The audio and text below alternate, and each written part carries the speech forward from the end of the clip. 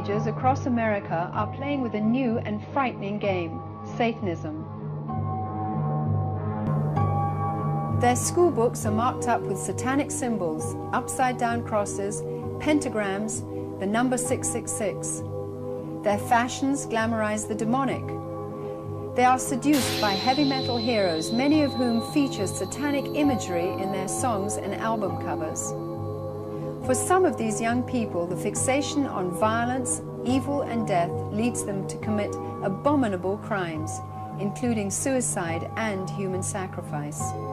Joseph Beeson, 18, and Edward Bennett, 19, both raised in Mormon homes, drew blood from their own veins and mutilated animals in satanic rituals. But that wasn't enough, so they eventually killed 18-year-old Michelle Moore. Sean Sellers, 17, the youngest death row inmate in Oklahoma, brutally murdered his mother and stepfather because they tried to prevent his satanic rituals. Scott Waterhouse, 17, tortured and killed a 12-year-old girl in a grisly satanic slaughter. Pete Rowland, 17, formed a satanic cult with 3 other boys. After sacrificing a cat, they turned on Steve Newberry, the 4th member of their group, and beat him to death with baseball bats while chanting, "A sacrifice for Satan." Richard Ramirez, the Night Stalker, was convicted of 13 murders and 30 other felonies. During the summer of 1985, he beat, strangled, raped, sodomized, shot, and slashed his victims in a rampage of sadistic satanic slayings. In the spring of '89, the dead bodies of 13 victims, one of whom was only 16 years old, were found mutilated and buried in a common grave near the American-Mexican border in Matamoros. This satanic drug-smuggling cult believed that sacrificing humans in bizarre rituals would give them magical protection.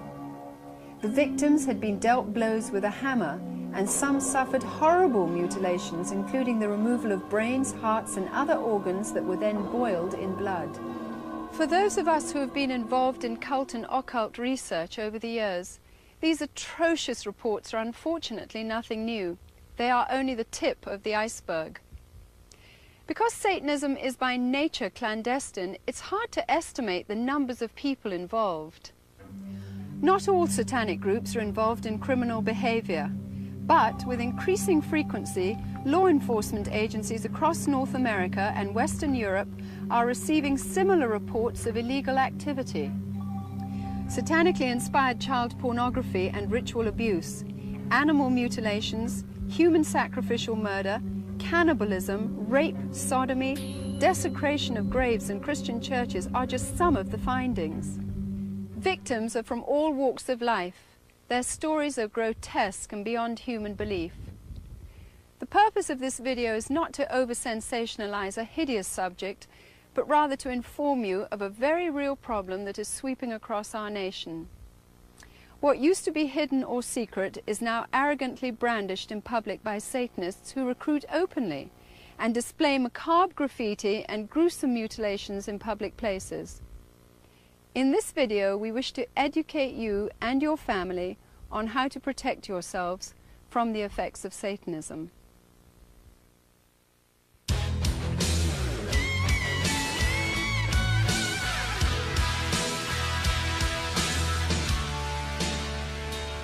Today, a growing number of people don't believe in the existence of a personal God or devil.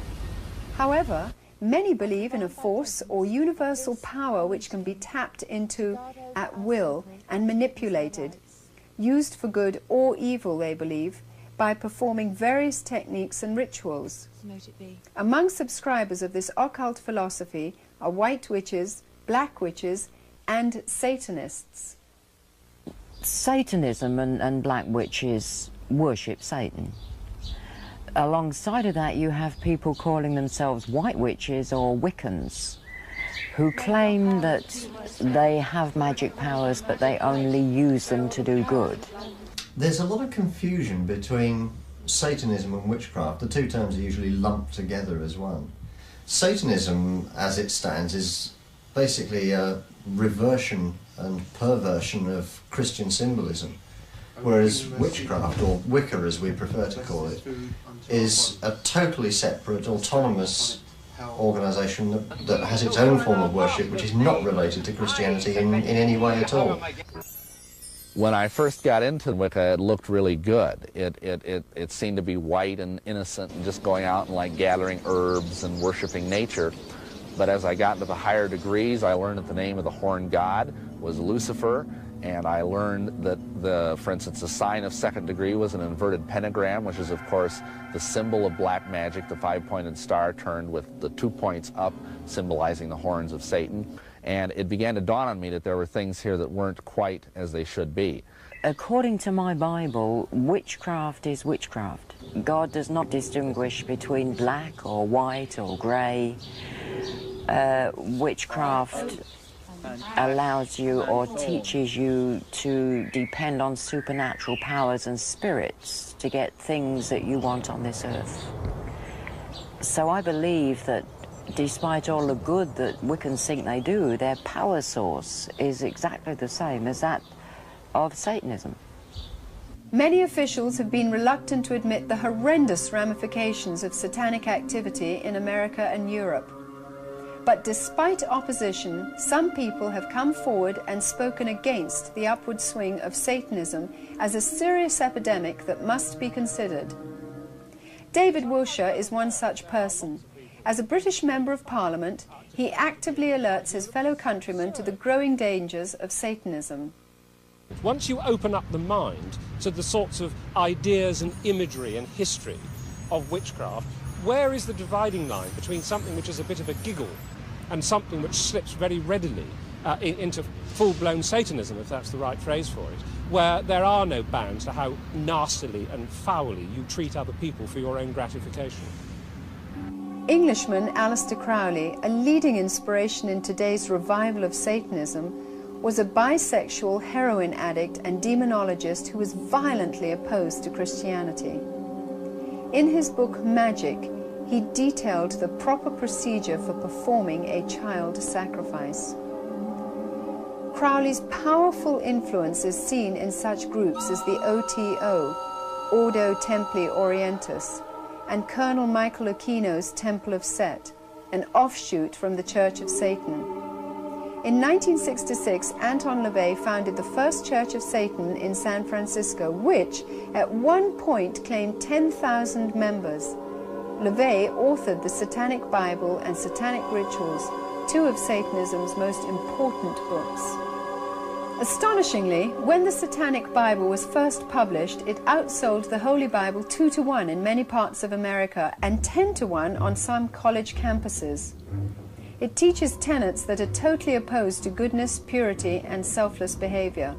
All religions are coming around to Satanism. We're in the very throes of a new satanic age. The evidence is all around us. All we have to do is look at it. Shemham Parash. Shemham Parash. Hail Satan. Hail Satan. To the Satanist, good is evil and evil is good. The truth is a lie and a lie is a truth. Sweet is bitter and bitter is sweet. And everything is twisted around the other way. The Satanists have merely followed the pantheist way of thought to its logical conclusion. If there are no absolutes, if God doesn't exist, he hasn't set absolute limits to what we can do. So therefore, anything that the self decides it wants, the self can go after. We believe in greed, we believe in selfishness, we believe in all of the lustful thoughts that motivate man, because this is man's natural feeling. And therefore, Satanists take that to its extreme and say, if I want to be violent, I can be violent. If I want to hurt others to gain my way, then I can hurt others to gain my way. There are generally 4 different groups of Satanists. We would like to classify them as the dabbler. Then you have your religious Satanist. Then you have your non-traditional Satanist, and then your generational Satanist. The dabbler we would classify as the teenager. The teenager would simply learn some things from his friends at school, dabble a little bit into the Ouija board, go down to the library or the local bookstore and pick up a book, and kind of do his own thing. not real dangerous, but he can be moved into further areas which could be criminal or dangerous in nature. The dabblers are the people who are putting the graffiti up on walls, knocking over tombstones, and making a general nuisance of themselves in the public. They are the ones also who will do the animal sacrifices, and they're really novices. They're considered lower-level Satanists by those who are higher up into the satanic realm. The religious Satanists are protected by law. Anton LaVey's First Church of Satan in San Francisco would be an example of that. They are religious in their approach, and they try not to violate any man-made laws because it is not productive for their own self-interest. Now, the non-traditional Satanist is a gentleman or lady or the group of people who would take certain ideologies, develop a cult, usually polarized around some central theme, oftentimes taken from a biblical aspect, and use that to commit crimes, or they may not commit any crimes, but for what we're talking about for these purposes, the non-traditional Satanist is oftentimes the most dangerous. Now then there are generational Satanists. These are people who would have Satanism in their family, and it's passed down from generation to generation, just as the name would intimate, and these Satanists would produce all kinds of horrors secretly. From infancy, they have learned all these things. They have been molested, forced to drink blood, eat feces, urinated upon, sodomized, and just from generation to generation, it continues. Many Satanists recall being fascinated with occultism at a young age. Some had been ritually dedicated to Satanist children. One person who remembers being initiated by his grandfather is Glenn. One year at a family reunion, he took all the cousins, all the little kids, and he lined us all up in a row. And he went down the line just one by one, putting his hand on our heads. And he came back and stopped at me, and he said, "This is the chosen one." After that, he took me aside into a barn where it was private, and he laid his hands on my head, and he said, "To you." I was finally given the wonderful privilege of realizing that Satan was the god of witchcraft, and I was, at that time, made it very clear that if I really wanted to progress much further, I would have to sell my soul to the devil.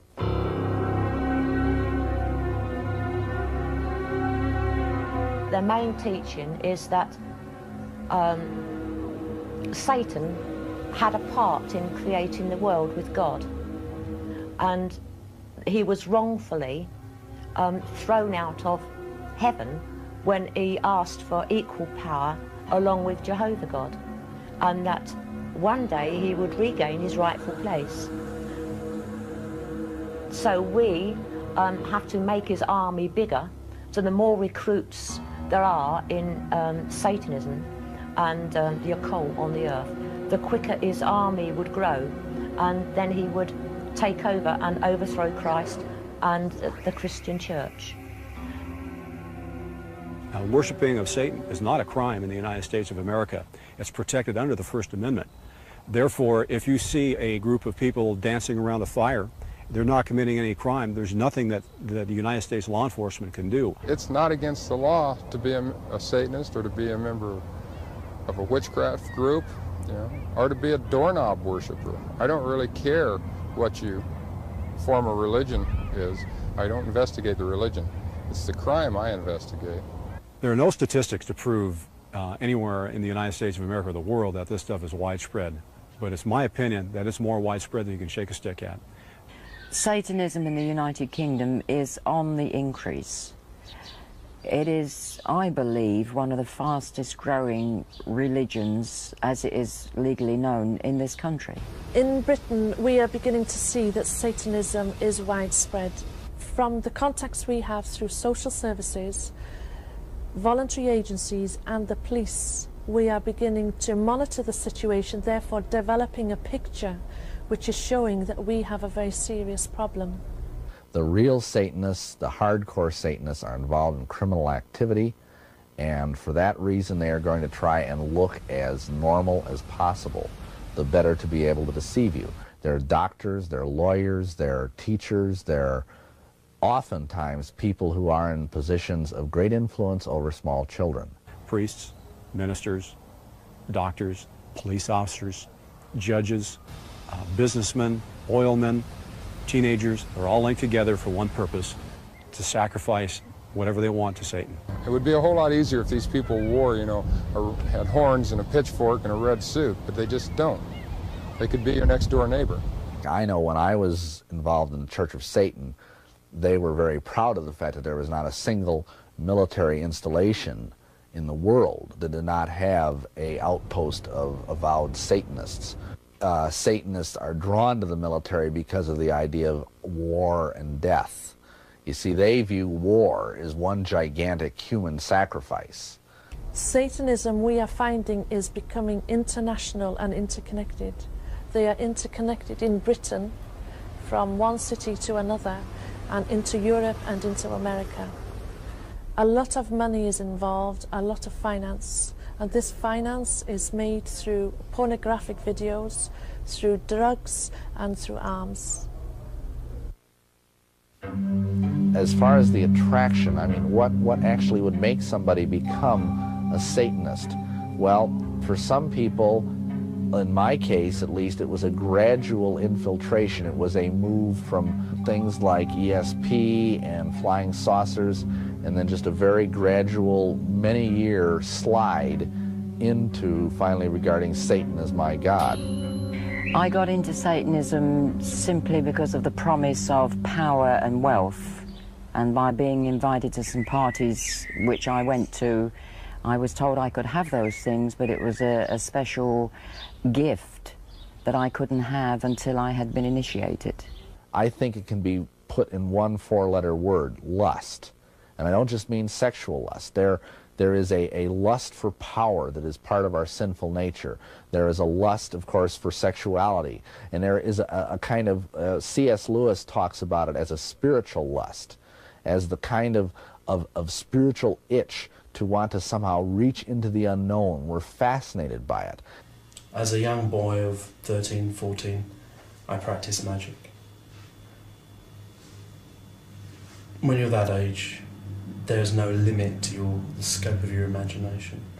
And so, everything magical that we'd heard of, we attempted. Calling forth the devil, invoking demons. We tried all these things, and with some effects. In 1981, Mark's quest to experience the more powerful side of black magic led him to start his own satanic coven, the Temple of Olympus.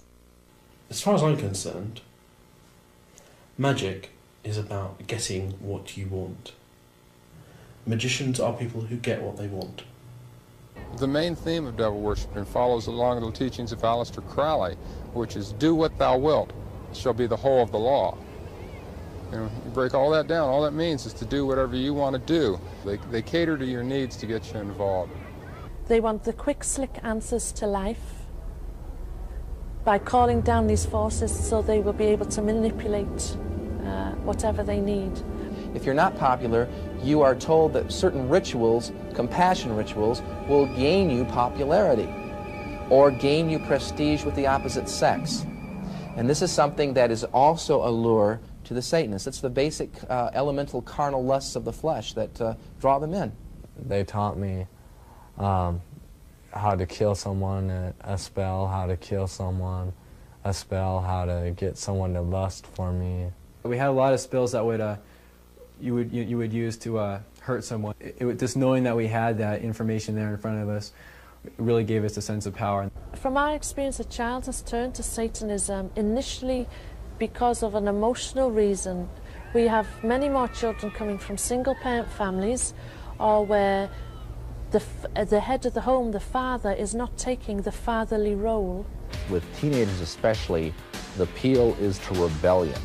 The appeal is to do whatever you can do to drive your parents crazy. They want to supernaturally get back at their parents, and we have found a lot of teenagers wanting to do it that way. The other reason, I believe, is because the church has not met the needs of these teenagers. They have not seen the supernatural power of God in the church. They've not really seen the love of Christ amongst the people. National news coverage brought the demented crimes of self-styled Satanist and serial murderer Richard Ramirez into public attention. His crimes included raping a woman in the same bed as the dead body of her husband, whom he had just killed. She then listened helplessly as Ramirez sodomized her 8-year-old son. Another woman was forced to swear allegiance to Satan as Ramirez beat and raped her, while yet another elderly lady had a pentagram carved on her thigh. Ramirez arrogantly brandished secret satanic symbols to the press. He flashed a 2-fingered devil sign to news reporters, prominently greeted the courtroom with "Hail Satan," and conspicuously waved the pentagram drawn on his palm. You don't understand me. You are not expected to. You are not capable of it. I am beyond your experience.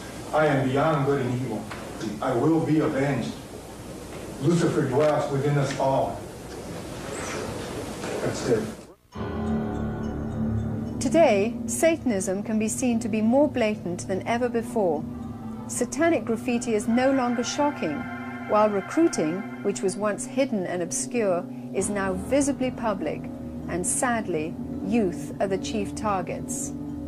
Satanists want to recruit. We know that it's been going on for many years. This is not new, but their arrogance and their outwardness about the way they recruit is becoming unbelievable.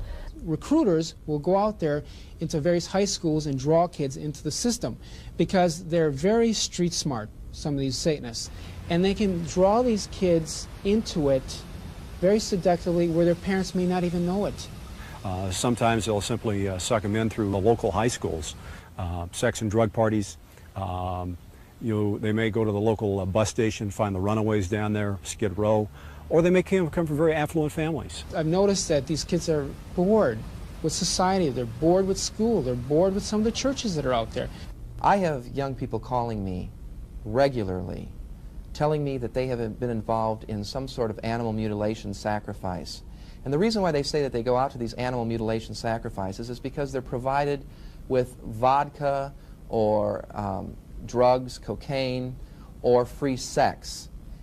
And they don't particularly like, as this one girl said to me, I don't really like to hear the squealing animals in the cemeteries when they do their rituals, but they give me free vodka. Repeatedly you'll see the drug usage being used. Sometimes the high priest or the high priestess won't use drugs because they may not be able to have that mental, spiritual control over the people that are in the actual coven, but they will then give it to their members. And so to cover up what I'd seen and what I'd been taking part in, I started taking drugs, which they provided. So that was another reason for staying at the coven. They were providing me heroin. The old proverb warning against wine, women and song has taken on new spiritual momentum. Sex, drugs and rock and roll is the modern cry of a rebellious youth. Satanist Aleister Crowley has indirectly influenced many leading rock groups, including the Beatles, the Rolling Stones, Led Zeppelin and Ozzy Osbourne, who even wrote a song about Crowley. Today's music industry commercializes satanic themes without concern for the souls they seduce. Even those bands who promote hardcore Satanism deny that they are Satanists, but admit that Satanism sells and that they are simply giving their fans what they want to hear. Many bands get their ideas from horror films and videos, which explicitly depict satanic rituals, death, murder, and cruel tortures. Evidence shows music laced with satanic overtones has played an important role in the lives of many of the teenagers who have been convicted of satanic killings. Night Stalker Richard Ramirez, obsessed with the music of the rock group AC/DC, admitted that their lyrics influenced his mayhem killings. Peer pressure is especially important to the teenager, even more so. We all want to feel accepted, but teenagers need that stability in their lives of knowing that they are able to carry on relationships. And when the majority of their friends are wearing the heavy metal t-shirts and listening to the black metal music that incorporates satanic lyrics, they feel compelled to belong to the group. I see a lot of them that are getting involved in it, and it started out with the music, you know, not all rock music, mostly the things like the black metal or speed metal type things, where they have the heavy satanic type overtones to the music. Your groups such as Venom, Slayer, Merciful Fate, these are bands that will blatantly teach these kids various occultic practices.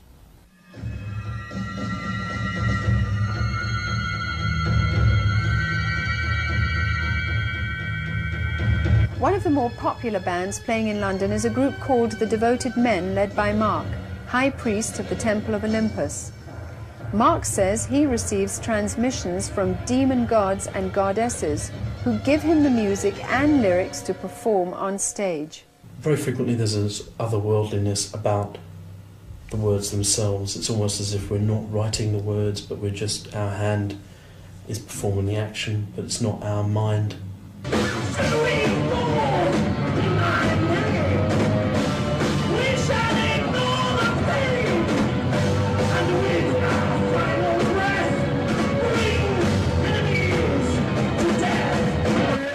The Devoted Men take the music that we write for the Temple of Olympus and perform it in London at the night spots and venues before a live young audience, basically present our message. The band's main function is to recruit new members into the outer circle of Mark's satanic cult. High priestesses Sarah and Julianne left the cult due to the inner circle's heavy dependence on black magic and perverted sex rituals. The idea of the Devoted Men, which was the band that they had, was another way to try and get world domination. They thought that by being a successful rock band, that they'd get the money to go to the States and open up an enormous, complex religion over there. When you first joined the Temple of Olympus, you'd attend an outer circle meeting. And from going along to that, you wouldn't realise what was really going on in the Temple of Olympus at all, because that's only witnessed by the inner order. You'd be offering flowers and wine and reading out poetry, and everything would be very sweet and very lovely. In Britain, we are seeing from the recruitment programmes that we are watching and from the contact magazines that we have, that what is being advertised and what is actually happening in the coven are two different things. We were told to use whitewash liberally and to cover up any signs of any shades of black magic at all that were in the inner order. And there are many other orders who put on this front of being fairly innocent, but actually when the people are involved and initiated, they see that they are being trained into prostitution, in pornography, as well as into Satanism itself as a religion. When I was involved in Satanism, we basically recruited from the teenage years, but today it's becoming very apparent that they are trying to get children at a very young age, and this is done partially through the use of the media, whether through things like cartoons, which begin with ideas that there is good magic and there is bad magic, and it's okay if you use the good magic. Demonic characters, little demon figurines that kids buy. He-Man, on the cartoon He-Man, you have people calling down fire, you have people calling down power into themselves from occult, unseen, hidden sources, through talismans and through chanting, and you have these people saying magic words, and then they are empowered and endued with power. So that child looks at that and says, I want to be powerful. Children are being programmed into occult practices by the cartoons and games and stories that they see on television. It seems harmless and fun and exciting. Games like Dungeons and Dragons incorporate actual occult practices into the body of the game, where you are actually asked to take on an occult persona that has powers. Believe it or not, you can learn spells right out of Dungeons and Dragons. Kids will learn them from the Ouija board. I have interviewed kids who have played the Ouija board, and the Ouija board literally told them how to draw a 5-pointed star and how to do a particular spell. When the Ouija board gave us that spell, one of the things it told us to do was to draw a pentagram. And we had to chant a certain chant, and we burned 2 black candles. sometimes children themselves who have played with Ouija boards, believing it to be a bit of fun. They haven't been able to sleep, they've had nightmares, and their lives have been completely changed because of some involvement which they thought was innocent, which they thought was harmless. The Ouija board wasn't enough, so we started getting into the incense books, potions, all kinds of stuff. I went to the school library. I asked for books on the occult, thinking I'd find one or two. And there was a whole huge section on the black arts, on witchcraft, on every kind of aspect of the occult that you should want. As I looked, I came across a prayer to Lucifer. Well, I didn't know who Lucifer was because I didn't have a Christian background. But it said if you pray this prayer for a month, then you will get everything that you want and more. Satanism gives you a sense of power. It gives you a feeling that you have power over your own life. Of course, it's the ultimate delusion, because actually what you have done is you have totally surrendered control of your life to a demented, brilliant psychopath, Satan himself. It's very tempting for them to take hold of these promises, and sadly, Satan is such a liar. You know, and he's cheating these young people. And I care very much. I care very much.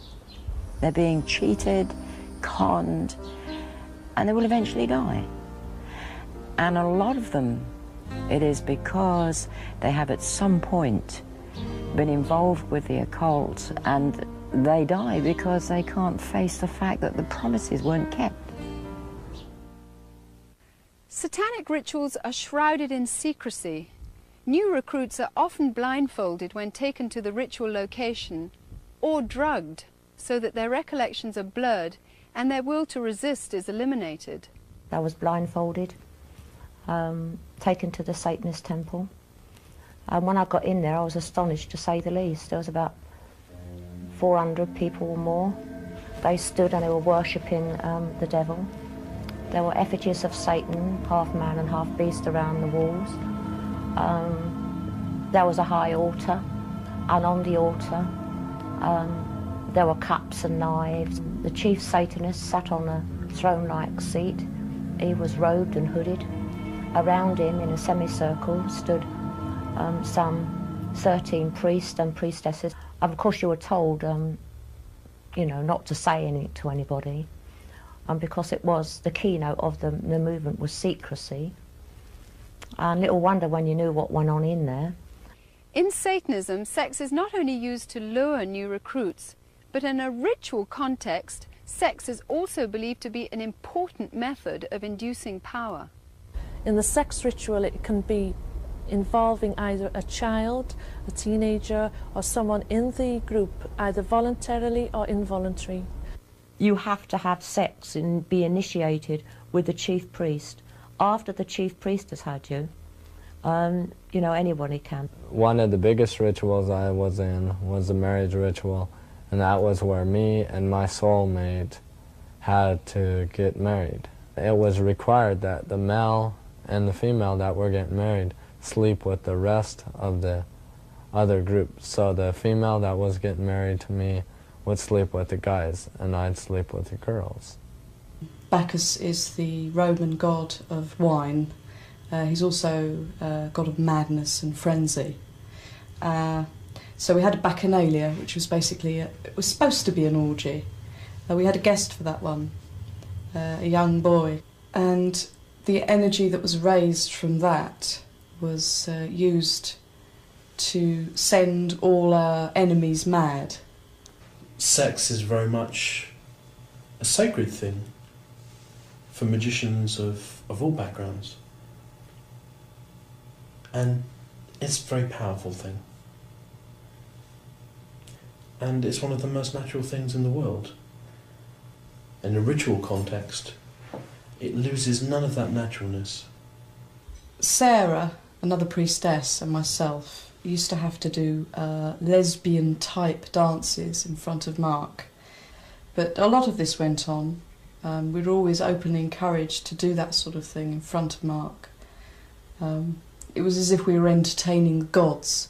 In Satanism, sadomasochism is way out in the open. I mean, you know, all sorts of tortures and things are done to raise power. We're seeing now what is known as sadomasochistic forms of Satanism, where they'll go in there and they'll self-mutilate each other, or they'll sadistically use one of the other coven members just for their own simple gratification.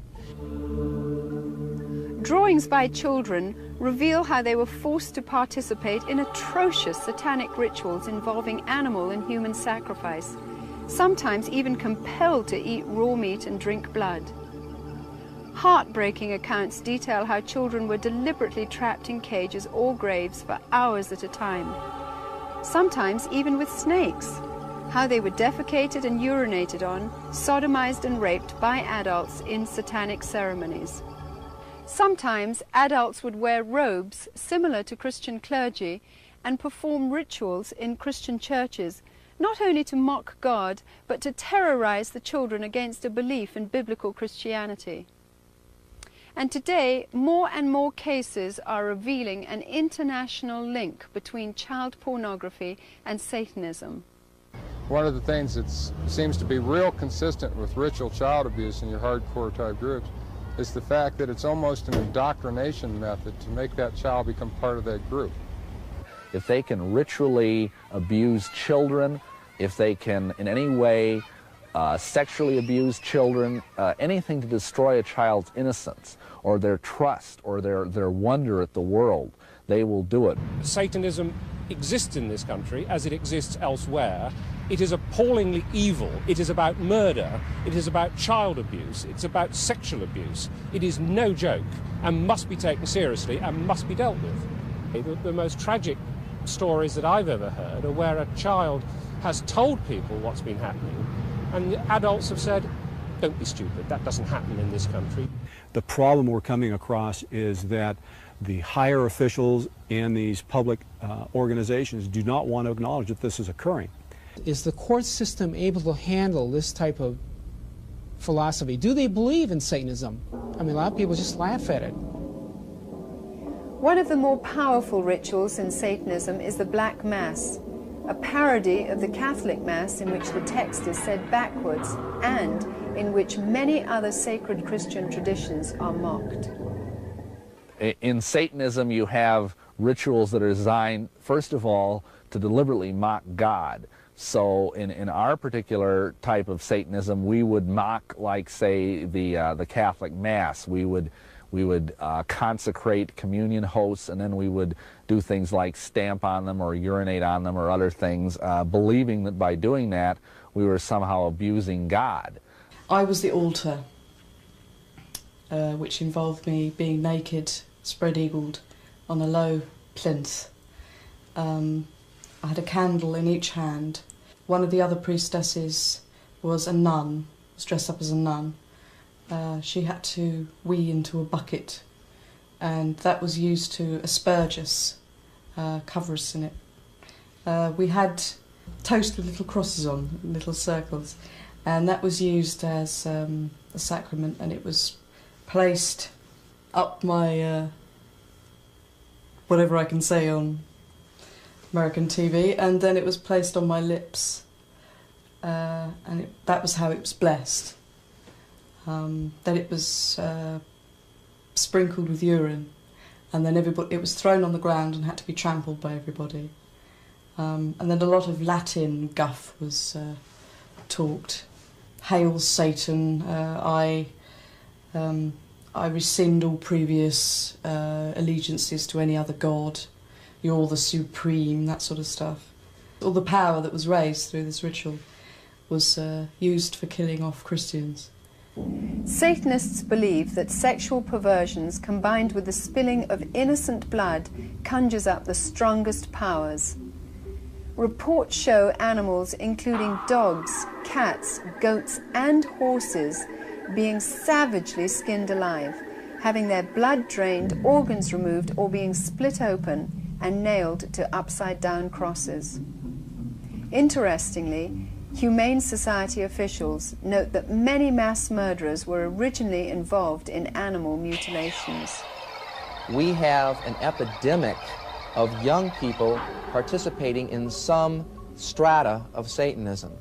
Now, that doesn't mean that they're all out sacrificing human beings, but they may very well be doing the rituals that involve mutilation of animals. One fire department individual told me all of the woods around our area have these types of rituals going on. If you kill an animal, that exerts a tremendous amount of energy that the people there can sort of vampirize on, and so animals would be slain, and this is especially true on the high holidays like Beltane and Samhain, Halloween and May Eve. I had my incredibly sharp knife, and there was drumming going on in the background, and I thought, you know, it was going to be amazing, and then I just cut its head off like that, suddenly, and that was it.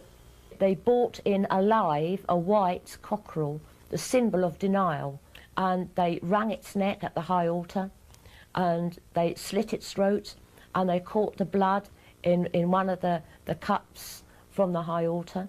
My arm was cut. They stirred the blood in the cup with a knife.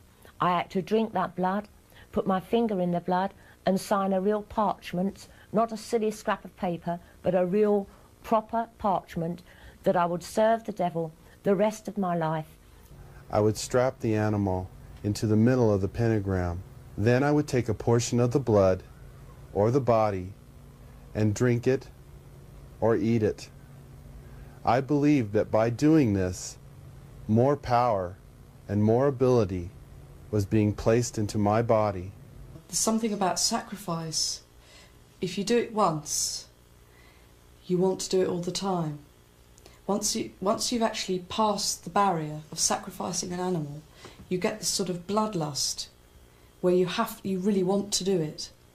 And I really wanted to do it. It's believed that if you just kill an animal, that's not much good. You've got to kill it slowly because, and this would be true of a person too, of course, that the screams and that the agony of the animal would contribute to the high level of power. What results we had. After just the first ritual, we were moved to throw every effort into the successive workings. The power, the response. Devil worshiping in the community can just stigmatize that community beyond repair. Probably one of the biggest problems would have to be political. They want to keep it under wraps as much as possible. The reason some of it's being covered up specifically is for political reasons. It's obvious. For instance, a very wealthy community who's plagued with a animal sacrifice in the community. Let's use cats, for instance. If the mayor of that particular community allows that to be published, what's going to happen to the property value in there? They're going to say there's all sorts of Satanists. Let's not bring that up. Animal sacrifices is commonplace today. And in the order that I was involved in years ago, there was even human sacrifice. This lady in a black robe came forward with this little baby, and at first I didn't realize it was a real baby, and she just laid it on the altar. It was breathing, but it wasn't crying. And then the high priest just took the athame, or the ceremonial dagger, and just cut the baby's throat and caught the blood in a chalice. At that point, I was staggering, reeling. I thought I was just going to throw up. I couldn't believe it. I just couldn't believe it. But by then, I was so scared that I just stood there. And then when I was led forward, I thought, this is it. It's your turn. They're going to kill you. And I was lifted up onto the altar. Now, I at that time was still in white. It was part of a sacrifice known as the sacrifice of the White Virgin. And the same blood that had come from the baby was daubed all over my body. Then the high priest raped me. And I think at that moment, I was just, the fact I was still alive went through my mind. I then had to sign in blood a parchment stating that I would never ever reveal what had happened in a coven. If I did, I would die. If we look at the number of children that are missing, the number of teenagers that are missing, I think we can probably, with some degree of safety, assume that a significant percentage of them are ending up dead because of ritual satanic murder. And this is because there are more and more Satanists. Are human beings being sacrificed? Yes, they are. It's not all the time what you think, whether they're dragged and carted away and laid on some altar somewhere and cut open and had body parts removed. That's not always what happens. It may be just as simple as someone being mad at someone and going up and blowing their head off with a gun, or stabbing them with a knife, or even poisoning them. There's a lot of things that I would look for to make a determination on a ritualistic crime. It could be marks that are found at the scene. It may be things like a pentagram. It may be an upside-down cross. It could be, again, the number 666. It could be a loss of blood in the body, certain parts removed in a certain manner. They're victims. Some are targeted for specific reasons. One, because they wouldn't join. Two, because they did join and they want to drop out. Some of their victims are themselves. They voluntarily do it. When you join Satanism, you take an oath that will state that you're there till you die. And the biggest gift that you can give Satan is to die voluntarily as a sacrifice.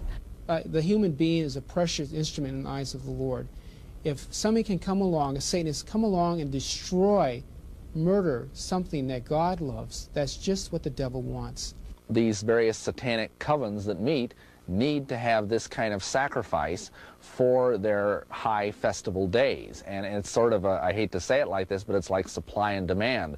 The more satanic covens there are, the more children and babies and teenagers are going to be brought out and sacrificed. And again, it is the destruction of innocence that they seek. That's why children are sought. That's why teenagers are sought. That's why, oddly enough, Christians are sought. In my interviews with former Satanists and their victims, it's really a common thing to perform sacrifices and rituals on religious holidays, specifically Christmas and Easter, and when they do it on those days, simply to blaspheme the Christian faith.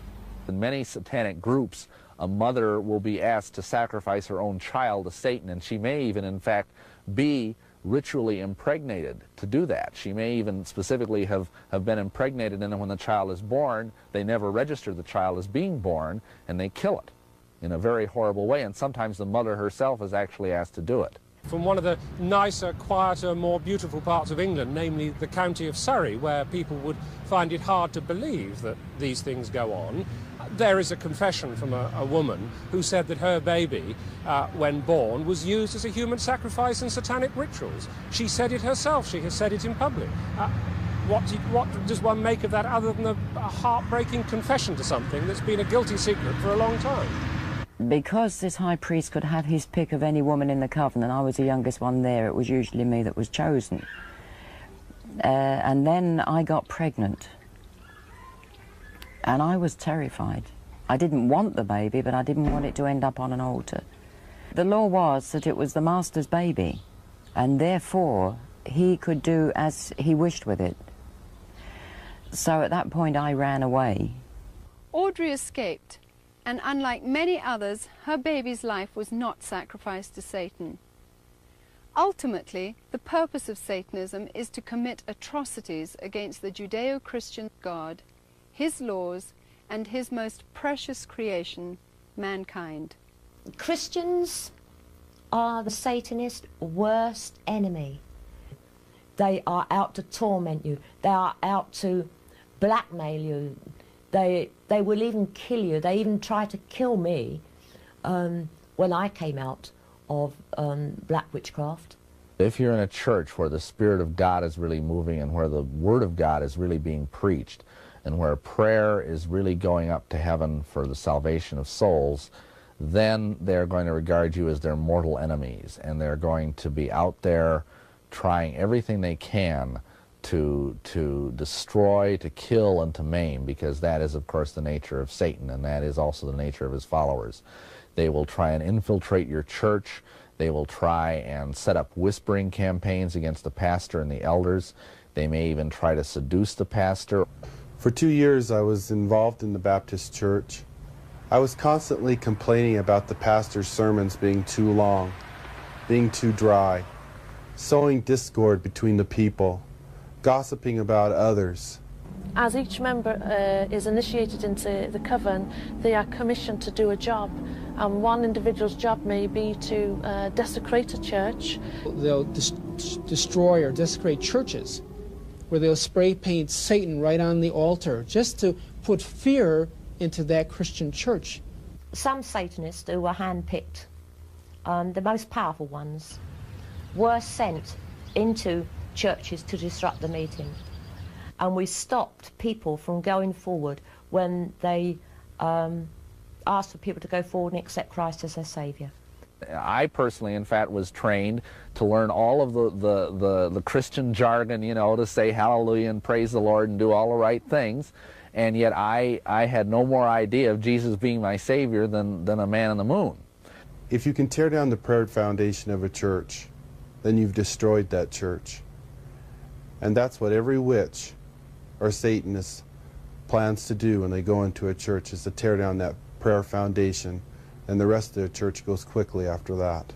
You did things just because they were evil, just because you knew they hurt God, not because they gave you pleasure, but because you knew that it was a sin against God.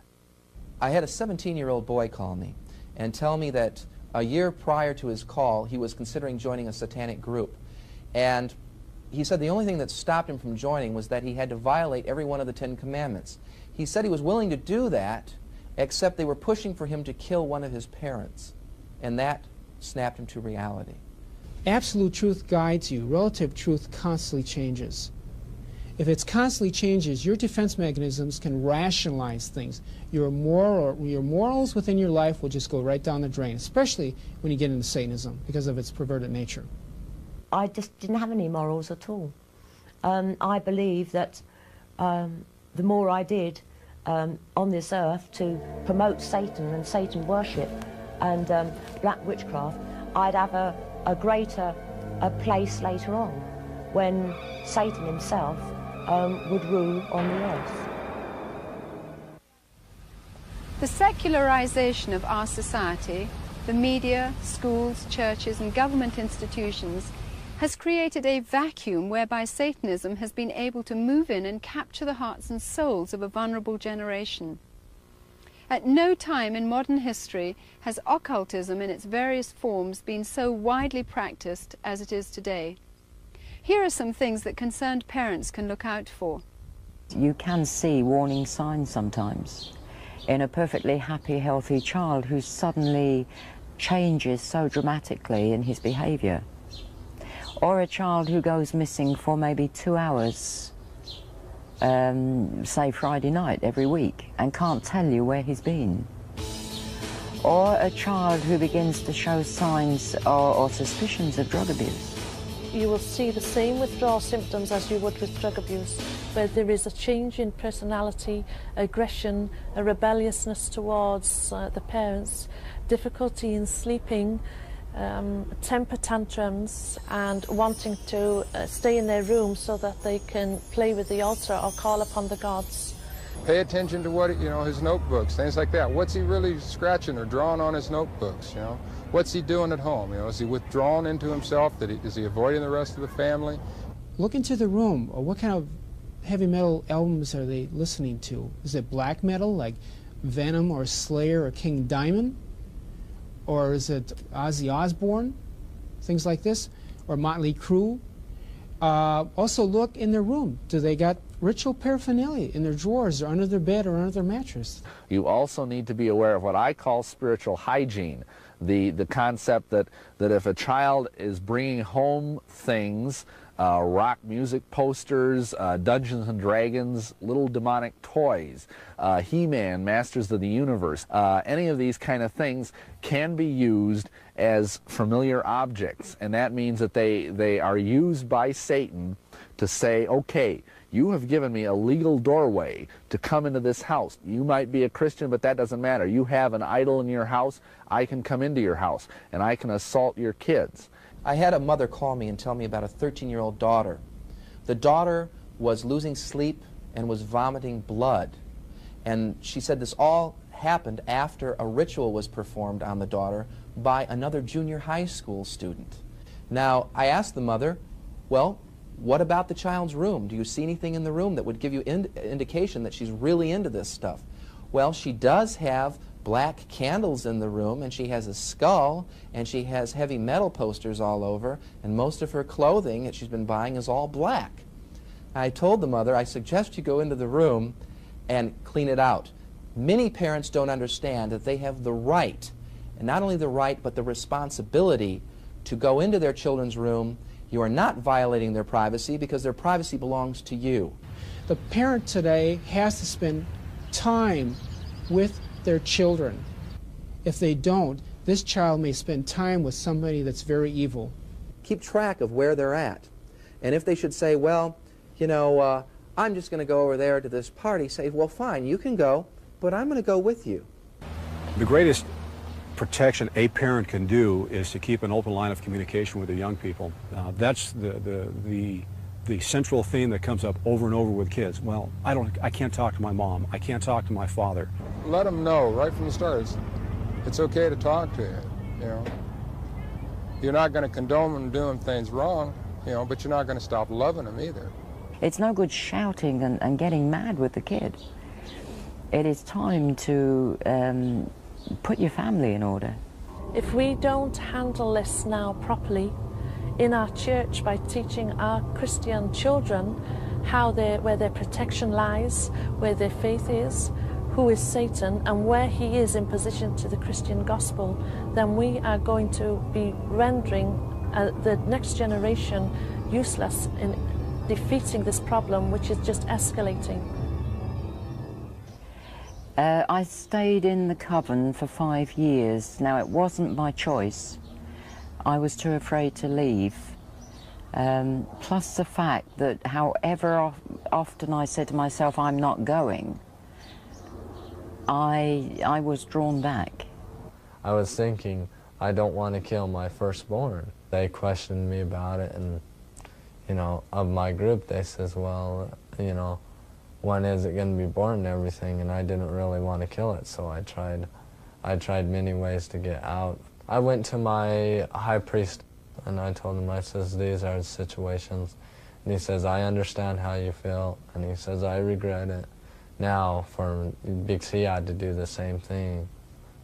If you're in Satanism and you want to get out, you need to find a Bible-based church that has a pastor that understands the problem.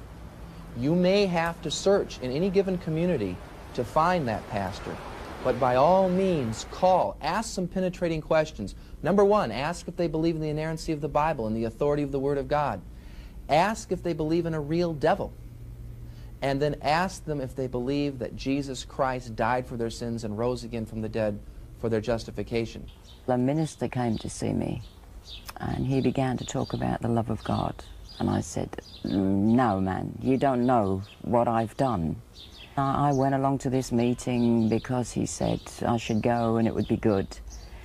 And there they really talked about the love of God to set you free. He really did love me. Jesus died for me. And at that moment in me was born hope, something I hadn't had for a long time. And I thought, well, what if they're right? I had sent in a check to the Church of Satan at one point just to pay my yearly dues. And when it came back from the bank, some lady had written on it, I'll be praying for you in the name of Jesus. And of course, I thought that was a big joke. And from that time on, my satanic power wasn't worth beans. I went into that meeting determined to disrupt the meeting any way that I could think. But here was a message that Jesus loved me, and he could change me, he could take the darkness from me. And I realised something. There was nobody, not nobody, who really loved me. Never once did I hear Satan say, And I heard him speak many times, I love you, because he doesn't love anybody. Many disillusioned Satanists made the choice to terminate their alliance with Satan and give allegiance to Jesus Christ. Their decision, however, while ultimately liberating, was wrought with difficulties. I had a lot of trouble going to church. I used to go into some churches and just throw up. I would go into other churches and start yelling and shouting, and I didn't know why. I really desperately wanted this new life, and I couldn't understand why I would react. I'd throw over communion trays, and people thought I was crazy, and I just ran out of those meetings. When you're into the cult, you're really pretty happy because Satan leaves you alone, you know, because you're pretty much destroying yourself. But when you get out of it, that's when he really tries to bring you down. He'll use your family against you, use a lot of things against you. Trying to be a Christian wasn't enough. I was still in bondage. Satan controlled my mind quite often. I used to fight not to get to psychic fairs. Particular dates, I would fight not to get to a coven somewhere. Once you get saved and out of this kind of stuff, you gotta renounce everything that you did in your past. And in the name of Jesus, you gotta renounce everything that you did. Otherwise, you're still going to be haunted by a lot of that stuff. When Jesus died, he didn't just die to save you, he died to break every bondage that Satan ever put you into. Now that was just like the best news I'd ever heard. It's not God versus Satan. God's already won. A lot of people get that confused. Jesus could bring you out of the occult. He's the way to go. I would say anything you're doing with the occult, get away from. It's not. Satan is lost, and if you're with him, then you're going to be one of the losers.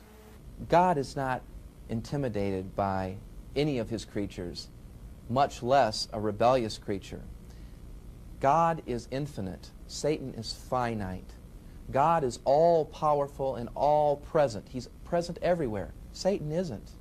God is greater than Satan, and his power can be tapped into by merely trusting his Son. If you trust in Jesus, you then have the authority over the principalities of darkness. So if you've only been a Christian for 5 minutes, you can resist the devil. And how do you do that? Through prayer. You just say, Lord, please take this presence away from me. And what father is going to turn his back on his child when a bully's present? All of a sudden, I was clean, and I could relate to God as my Heavenly Father. Now that was very precious to me because I'd never had a father. And all of a sudden it wasn't God up there somewhere. It was God very, very real to me. A person's worldview determines his actions. One of the major teachings of Satanism, as spelt out in LaVey's Satanic Bible, is self-indulgence. Contrast this with the teachings of Christ, who asks mankind to accept him as Savior, follow his example, and love and care for others unselfishly. There is no neutrality. We either have to choose to apply biblical concepts to our lives, or by silence and non-commitment, we make a stand against them.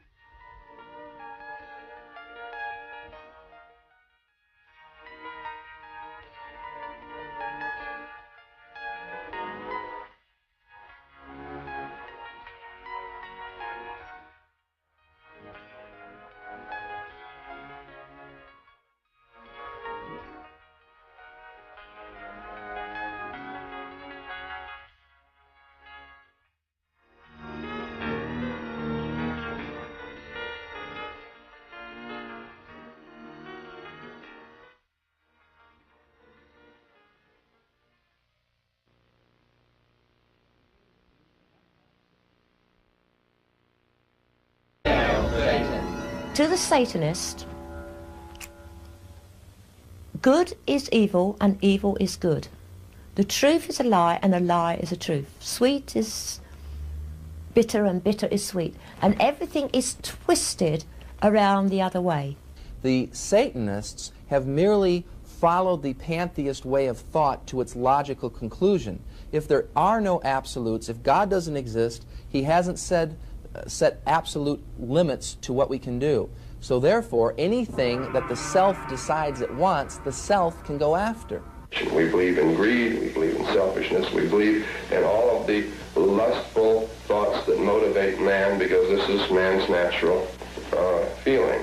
And therefore, Satanists take that to its extreme and say, if I want to be violent, I can be violent. If I want to hurt others to gain my way, then I can hurt others to gain my way. There are generally 4 different groups of Satanists. We would like to classify them as the dabbler. Then you have your religious Satanist. Then you have your non-traditional Satanist, and then your generational Satanist. The dabbler we would classify as the teenager. The teenager would simply learn some things from his friends at school, dabble a little bit into the Ouija board, go down to the library or the local bookstore and pick up a book, and kind of do his own thing. Not real dangerous, but he can be moved into further areas which could be criminal or dangerous in nature. The dabblers are the people who are putting the graffiti up on walls, knocking over tombstones, and making a general nuisance of themselves in the public. They are the ones also who will do the animal sacrifices, and they're really novices. They're considered lower-level Satanists by those who are higher up into the satanic realm. The religious Satanists are protected by law. Anton LaVey's First Church of Satan in San Francisco would be an example of that. They are religious in their approach, and they try not to violate any man-made laws because it is not productive for their own self-interest. Now, the non-traditional Satanist is a gentleman. A sacrifice for Satan. Richard Ramirez, the Night Stalker, was convicted of 13 murders and 30 other felonies. During the summer of 1985, he beat, strangled, raped, sodomized, shot, and slashed his victims in a rampage of sadistic satanic slayings.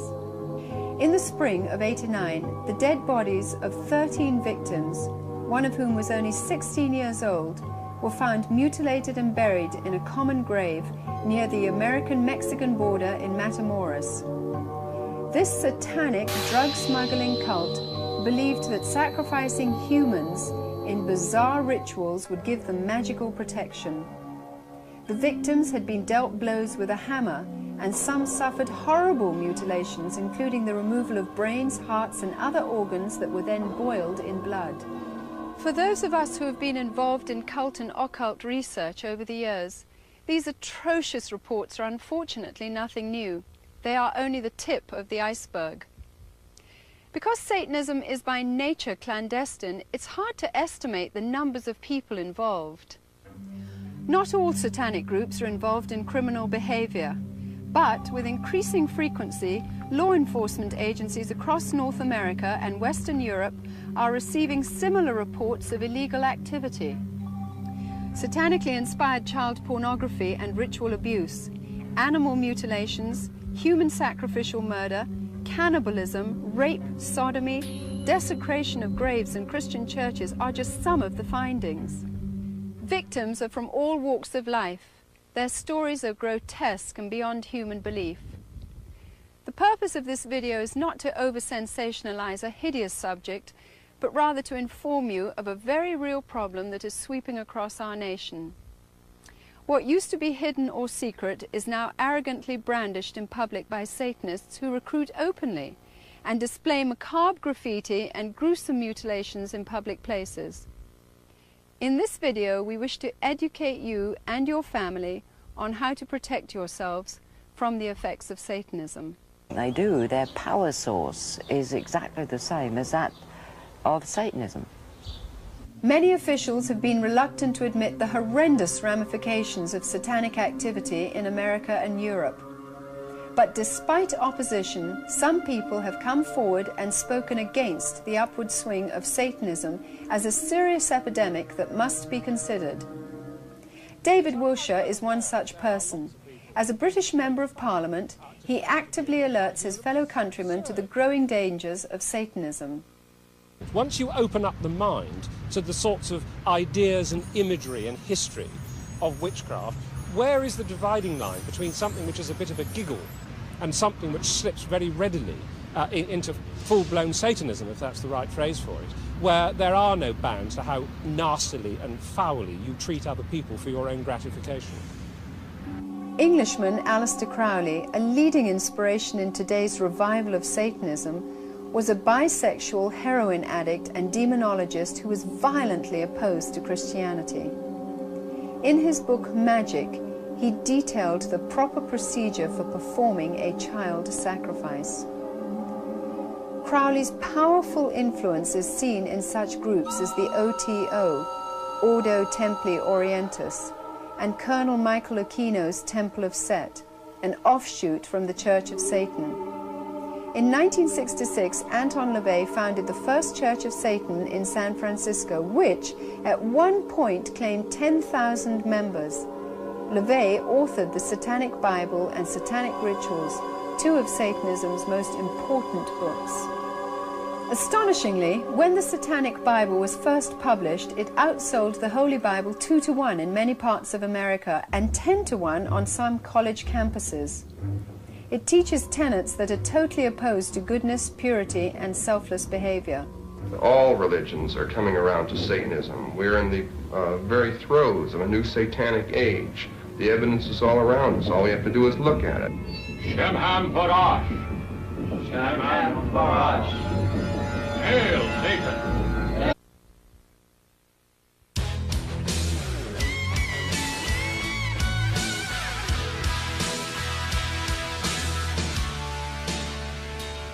Today, a growing number of people don't believe in the existence of a personal God or devil.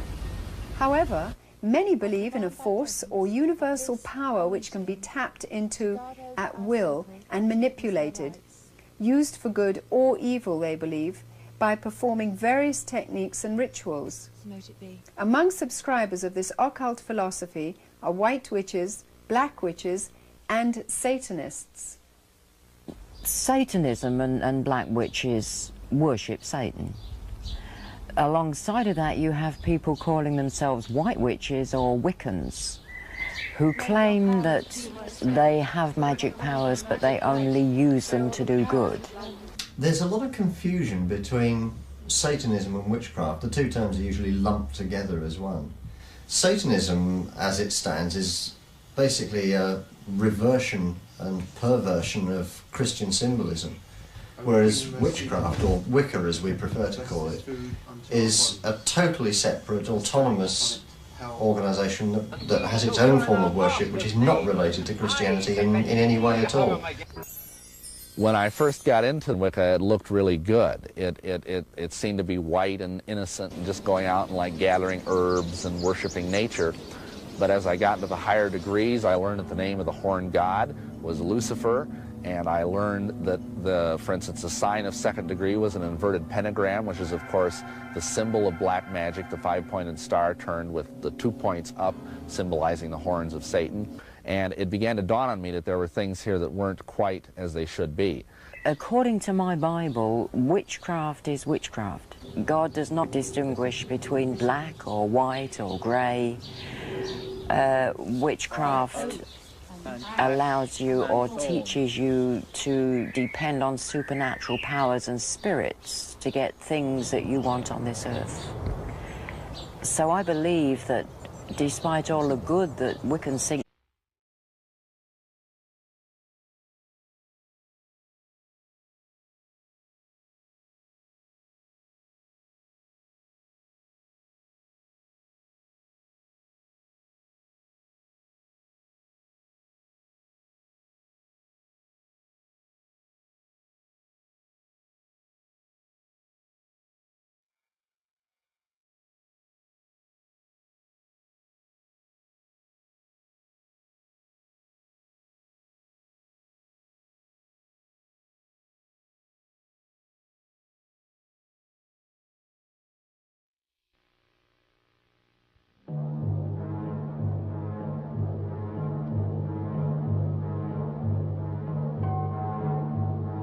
teenagers across America are playing with a new and frightening game, Satanism.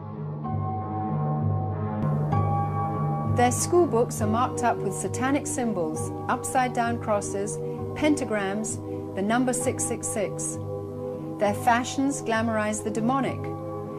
They are seduced by heavy metal heroes, many of whom feature satanic imagery in their songs and album covers.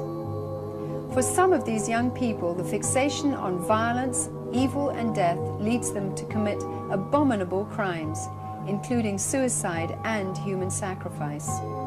Joseph Beeson, 18, and Edward Bennett, 19, both raised in Mormon homes, drew blood from their own veins and mutilated animals in satanic rituals. But that wasn't enough, so they eventually killed 18-year-old Michelle Moore. Sean Sellers, 17, the youngest death row inmate in Oklahoma, brutally murdered his mother and stepfather because they tried to prevent his satanic rituals. Scott Waterhouse, 17, tortured and killed a 12-year-old girl in a grisly satanic slaughter. Pete Rowland, 17, formed a satanic cult with 3 other boys. After sacrificing a cat, they turned on Steve Newberry, the 4th member of their group, and beat him to death with baseball bats while chanting.